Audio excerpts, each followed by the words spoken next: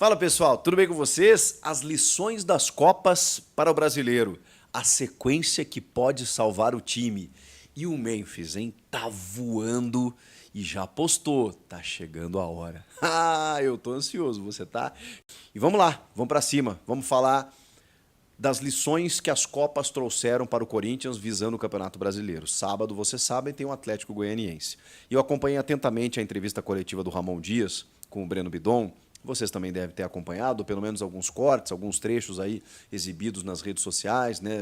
Você que é torcedor que acompanha mais de perto o time, né? E tudo que sai a respeito do clube. O Ramon, ele estava ao lado do Bidon e o Bidon estava visivelmente nervoso, né? Ele não conseguia ligar o microfone, o Ramon foi lá, ajudou. E o Ramon elogia o Bidon ao lado dele, na frente dele, né? Porque ele é questionado também sobre isso, né? O quanto o Bidon pode entregar para o time e tal. E o Ramon falou que nesse sistema, que foi o sistema utilizado no jogo, né? Com o Rian abrindo o meio campo, com o Charles ali também sendo mais um marcador, um jogador combativo, e tendo o Bidon como um jogador de posse, um jogador que pega essa bola um pouco mais à frente, que consegue tabelamentos com o Coronato, que consegue a construção do jogo, consegue ter a visão ampla, né, para poder armar o time, ele cresce demais. E aí o Ramon citou isso e disse que ele fez uma boa partida. É uma ótima partida, uma grande partida, na verdade, foi o termo que ele utilizou. E o Bidon também falou sobre a chance que ele recebeu, do quanto, né, ele tem se doado nos treinamentos. E finalmente, né? Finalmente. Aí eu preciso dizer, né? Curiosamente, não é sempre que a gente faz isso, tá? Porque não é um autoconfete aqui para jornalista, eu não gosto desse tipo de coisa. Mas, curiosamente, eu publiquei vídeos até, fazendo apelos durante a semana, nos últimos dias, dizendo, Ramon Dias, pelo amor de Deus. Que a gente viu também que, quando a gente vai identificando diagnósticos, né? Quando a gente vai percebendo, o problema está aqui, tem um problema para ser corrigido aqui, né? Esse é o nosso papel, né? Como analista e tal. Falamos aqui, né, que o problema do Corinthians era a falta do gol, né? Do fazedor de gols, do detalhe, do capricho na hora de finalizar. E o Corinthians, não porque eu falei, mas da mesma maneira, entendeu essa necessidade e foi no mercado. Hector Hernandes, o Carrijo, o próprio Depay. Então, assim, entendeu que, preciso reforçar o meu setor ofensivo. Com todo respeito a esses jogadores que eu vou citar agora, não dá para depender deles para uma temporada tão difícil, né? De escapar de rebaixamento e de disputa de Copas, como Pedro Henrique, Giovani, Romero, o Yuri Alberto, Pedro Raul, não estavam dando resposta. Então, chega um momento que o Yuri até é o artilheiro do time na temporada, mas chega um momento que, assim, peraí, precisa resolver essa parte. E depois do jogo contra o Botafogo, meio que ficou escancarado, né? Esse problema já acontecia, mas ficou escancarado aí que o Ranieri não vem jogando bem, está numa fase ruim, e que a proteção à defesa tá falha. E aí você precisa corrigir aquele setor. E aí, cara, eu não estava entendendo o Breno Bidon não ser utilizado. Eu já falei aqui, né, que provavelmente, ele até falou sobre isso, né, que o momento era difícil, ele tinha que colocar jogadores mais rodados, experientes, mas o Bidon trabalhou quietinho e aos pouquinhos foi convencendo o treinador de que, peraí, eu tenho pouca idade, mas eu sei o que fazer com a pelota, né? Isso é o mais difícil. Você ensina um jogador técnico, um jogador de futebol a marcar. Você não consegue ensinar um marcador a jogar bola, a jogar futebol, a ter brilho técnico. É muito mais difícil você pegar um cara que sabe combater, que sabe destruir, e ensiná-lo a construir. Agora, o cara que constrói, o cara que sabe o que fazer com a bola no pé, você consegue orientá-lo taticamente, mesmo que nos atalhos, para que ele possa combater, para que ele possa cercar, para que ele possa marcar. E eu acho que o Bidon faz isso, mas é inegável que com proteção, com jogadores que correm e carregam esse piano, e aí eu preciso valorizar também a partida do Rian, que até falou assim, poxa, a frase dele foi muito bonitinha, né? Que ele falou assim, eu e minha família sabemos o quanto eu precisava fazer um jogo como esse. Porque ele, em outras palavras, né, ou nessas palavras, ele reconheceu que não vinha fazendo bons jogos. E, de repente, ele faz uma atuação, ele tem uma atuação muito boa, permitindo, inclusive, que o Bidon pudesse brilhar. E citou também a parceria que os dois tiveram na Copinha e no profissional apenas o segundo jogo que eles jogam juntos. Olha que loucura. E casou, cara, casou. E aí eu já vou falar da possibilidade desse meio-campo ser repetido no jogo contra o Atlético Goianiense. Porque o André Ramalho, que é um defensor, mas joga saindo, né, joga armando o time também desde a defesa, numa linha de 13 especialmente, está suspenso. E nem foi utilizado nesse jogo contra o Fortaleza. O Ramon até falou sobre isso, decidi preservá-lo, e eu imaginei que tivesse sido isso, né? Porque ele vem de uma sequência muito grande e depois vai estar a pleno vapor aí no jogo de volta contra o Fortaleza e na sequência que o Corinthians tem pela frente. Então, assim, importante que o Ramalho descanse, mas aí a gente começa a tentar montar esse time a partir do meio para frente. O Ranieri acho que perdeu espaço, até estava com uma lesão, um princípio de lesão e não foi relacionado, mas eu acho que ele começa a perder espaço. E por que não? Por que não repetir esse meio-campo diante do Goianiense com Rian, Charles, Bidon e Garro? Pachico, mas aí o Coronado vai perder espaço e tal. Bom, aí, como você está jogando contra o Lanterna, tem uma sugestão. Você pode deixar o Coronado para segundo tempo. Ele fez um jogo brilhante, gente. Fez inegável, tá? Mas o Garro é o titular do time. Você pode deixar o Coronado para segundo tempo, ou você pode fazer um meio-campo um pouco mais abertinho, numa outra configuração, que seria o Bidon e o Charles. Bidon e Charles abrindo o meio-campo, com Garro e Coronado, Thales e Memphis. Pô, que time, hein? O Fagner e o Bidu voltando de lesão, se tudo der ficar bem com ele, né? O Fagner, que até foi substituído no jogo para não cansar tanto, sendo titular pela direita. E o Félix e o Kaká. O Ramon elogiou muito a dupla de zaga. Eu também acho que eles foram bem, mas eles não me passam tanta confiança, é inegável, porque o Gustavo Henrique eu acho que vem melhor. Mas eu acho que, bom, pode ser que ele use Félix e Gustavo Henrique. Ele está mesclando muito, né? E isso tem dois lados. Tem o lado de que, às vezes, você não define um time, né? E isso pode acabar prejudicando no entrosamento. E tem o outro de que ele está ganhando o elenco, né? Ele está ganhando o grupo, ele está ganhando todo mundo que entra quer jogar. E para jogar 3 competições, ele até falou sobre isso na coletiva, cara, era a maneira que a gente tinha de suportar tudo isso, né? A gente tem um bom elenco, ficou provado isso nesse jogo contra o Fortaleza, né? Aliás, nas Copas tem sido provado isso, porque ele coloca o elenco à prova e o elenco está respondendo. Mas aí o que ele faz? Bom, mas o meu desafio maior é final de semana. Então, peraí, quem foi bem aqui, quem que eu posso resgatar, o que eu posso fazer? Então eu acho que o time pode ser mais ou menos nesse encaminhamento. Não quer se expor tanto com Garro e Coronado juntos, com o Bidon e o Charles. Bom, bota o Rian ali, Rian, Bidon, Charles, né? O Charles, Bidon, Garro, deixa o Coronado para segundo tempo e espeta o Thales e o Memphis. Eu faria isso. Vamos ver o que o Ramon vai fazer.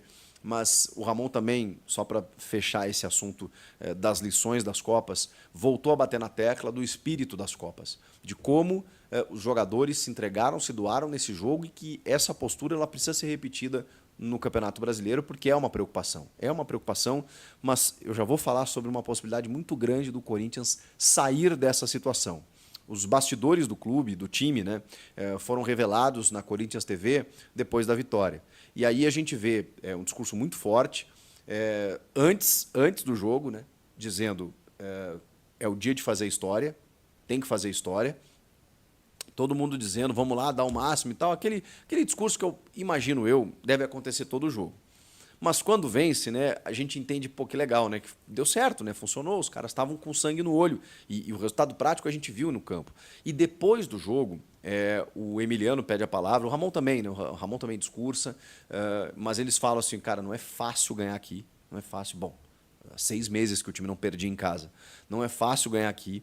Vocês jogaram pra cá, o Emiliano falou. Jogaram pra cá. Jogaram demais. E essa pegada eles querem também a partir de agora no Brasileiro. Então, essa postura, cara, o Corinthians vai jogar no seu limite agora. E vai ter que jogar. Faltam 2, 3 meses para terminar o ano. E agora as coisas se definem. O Corinthians vai ter que jogar com a faca nos dentes, vai ter que dar o sangue, vai ter que... Não vai ter jeito. Agora não dá para abrir mão. Agora é o momento de você se doar um pouco mais. Não tem jeito. E aí o Emiliano falou, grande vitória... E falou zero ego, né? Ele fala uma expressão do tipo assim, zero ego. Tipo assim, pé no chão, baixa a cabeça, trabalha, a gente pensa depois no jogo da volta, agora é o final de semana, é o Atlético Goianiense. Com Memphis Depay estreando. O Ramon, na entrevista, não quis confirmar, né, que ele vai estrear, mas ele disse que eles estão acompanhando a evolução física dele, que ele está sendo inteirado das coisas do clube e que isso é natural, que é um processo. Mas assim, o homem postou na sua rede social um vídeo com uma trilha sonora de João Gilberto, um dos grandes nomes internacionais da nossa música, né? O cantor da Bossa Nova, juntamente, né, fez carreira nos Estados Unidos e a música dele ganhou o mundo, né, com o estilo criado aí por ele, pelo Tom, pelo Vinícius, por aquela turma toda.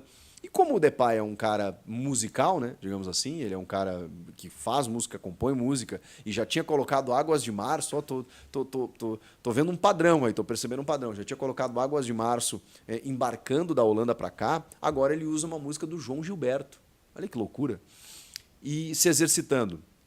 Depois nos stories, ele usa um vídeo do TikTok em que ele põe uma ampulheta e escreve Almost Time, que é quase na hora. Contando as horas, contando os minutos aí para poder entrar em campo e mostrando os seus exercícios físicos. E, cara, ele é um touro de forte. Ele é muito forte fisicamente. E claro que, né, para a complexão física que ele tem, é um cara que ele precisa trabalhar muito bem a parte física, porque ele precisa dessa explosão, ele precisa da finalização, ele precisa da mobilidade, é o estilo de jogo dele, então ele precisa trabalhar muito forte para que ele possa dar resposta dentro de campo. Ele vai estrear, não sei se como titular, né? Eu imagino que se tiver condições ele vai começar, senão ele vai ganhar alguns minutos. E aí talvez seja Thales e Yuri, o Yuri motivado, porque fez o gol na Sul-Americana, enfim, talvez seja nesse sentido.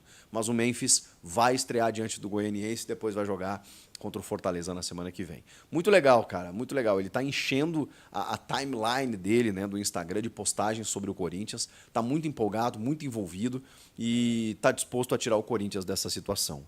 Para fechar, por que eu disse que tem uma sequência que pode salvar o time? Porque você pode olhar por um lado de que a sequência que o time tem daqui para frente ela é complicada.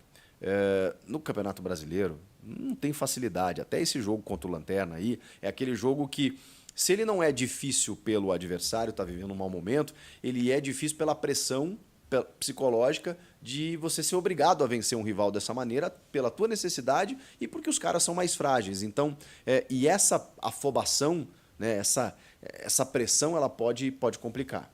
Então, assim, esse jogo contra o Atlético Goianiense, eu preciso dizer, o Corinthians tem a obrigação de vencer. E vencer bem.